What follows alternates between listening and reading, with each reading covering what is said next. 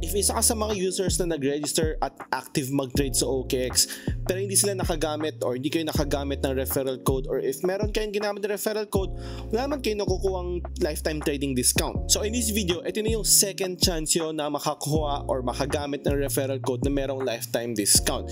So open to sa lahat ng mga existing users, no? If nag-trade ka sa OKX, if meron kang lumang account or ginagamit mong account, wala kang ginamit na referral code, itong video nito ay para sa inyo. So anong dapat mong gawin? Actually napaka-simple lang, no? Meron akong ipaprovide na link sa description. Click mo lang yon. Then whether kailangan mo mag-login sa OKX or if nakapag-login ka na, may lalabas dyan na isang parang form. Maliit na form lang, dalawa lang naman kailangan mong sagutin. One is i-input mo yung referral code na gusto mong gamitin. Second is yung reason mo kung bakit gusto mong gamitin ng referral code na to. So lilive ko na din yung referral code ko na merong lifetime 10% discount sa trading fees.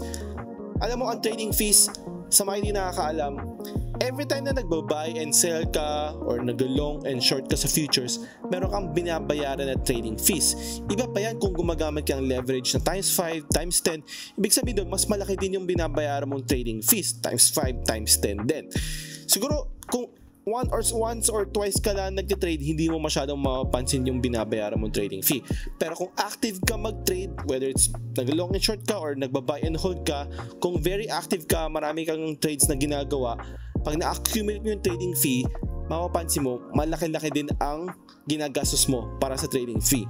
So, itong referral code na 10% discount, siguro hindi mo siya mapapansin sa simula, short to medium term, pero long term, mapapansin mo, malaki ang nasisave mo. And it's better than nothing, no? Kaysa namang wala ka nakukuha ang discount, it's better na meron kang 10% discount. So, ang code ko is Manila. M-A-N-I-L-A. I-demonstrate ko sa inyo kung paano yung form. So, tignan mo. Okay, so right now kasi hindi na ako makapagpalit ng referral code kasi ito yung main account ko.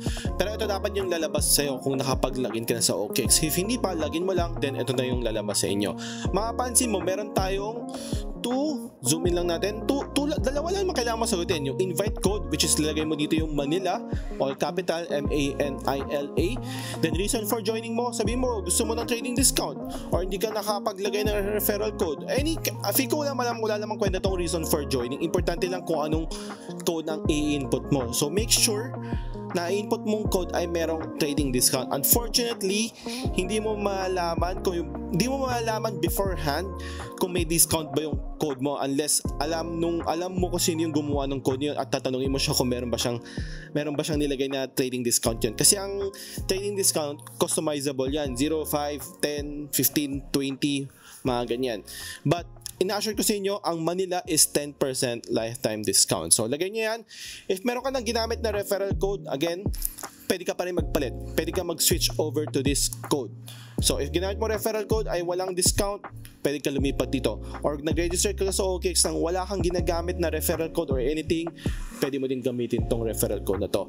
So, once nagawa mo yung dalawa niyan, submit mo lang yan. Maybe wait a few days. Meron lang tayong instructions dito kung sino mang eligible.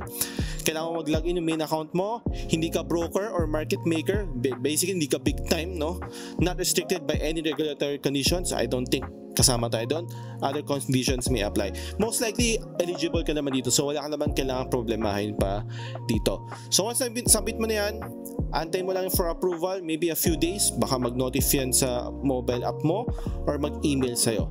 But, siguro mapapansin mo yan in a few, maybe latest 1 week, no? Latest 1 week.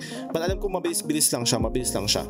So, if meron pa any other questions, leave in the comments sa baba. Make sure pag hindi pa kayo nakapag-subscribe, subscribe na kayo. Share mo rin ito sa mga videos sa mga friends mo na hindi rin nakagamit ng referral code or nabudol sila sa referral code. So yun lang. Thank you. Bye-bye.